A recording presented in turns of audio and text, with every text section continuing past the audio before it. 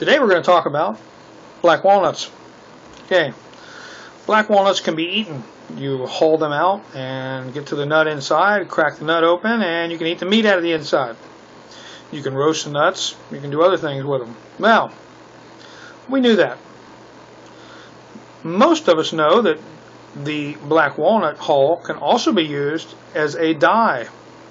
And depending on the color of the hull, depending on the amount of tannic acid in the hull, which is what you're using, tannic acid that comes out, you'll get a color anywhere from a light greenish yellow all the way to a dark brown. Okay? How long you leave your material in the dye solution, if you boiled the dye solution, how much water you have in the dye solution, all these things make a difference on the color of the dye you will get at the end. So experimentation is a good thing.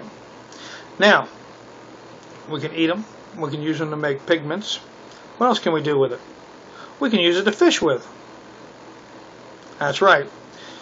You take the hulls like this, well, not exactly like this, you take any walnut hull, whether it be black or green or whatever, and what you're looking for is jugalone toxin.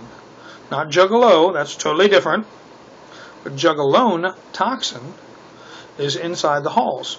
So after we take the nut out, and we do not use the hull for dyeing. Instead, we take this hull and we put it in a 5-gallon bucket. Now, once we have it in a 5-gallon bucket, we fill that bucket as full as we can get it with hulls. And then we put water in the bucket till the bucket's full. And what happens is the jugalone toxin leaches out of the black walnut hull into the water. Now you have a solution of jugalone toxin. You will then take that bucket full of walnut hulls and jugalone toxin water down to your local fishing hole.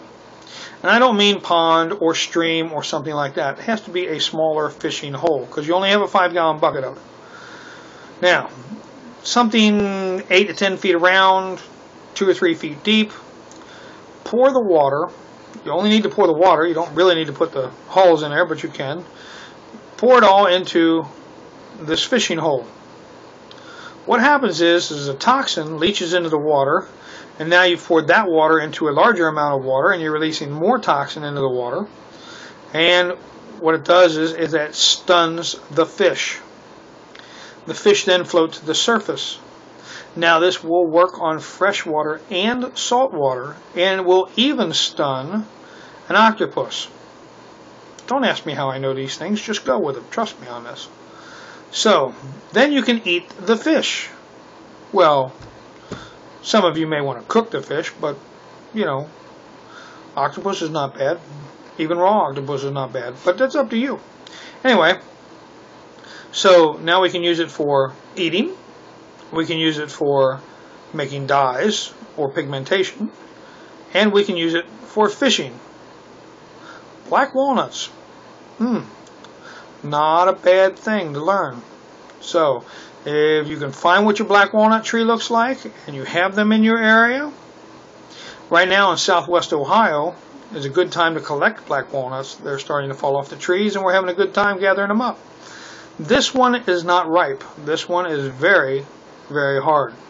Okay? They start to become ripe when you can indent them with your thumb and the indent stays in. Then they're starting to get ripe. At this point in stage, there may not be much meat in there because this is a very, very green walnut. And you want them a little further along than this. Alright, you all have a good one, and I'll catch you on the next one. Remember, edibility, pigmentation ability, sound like a good word, and fishability. Fishability? Go with it. Alright, I'll catch you on the next one.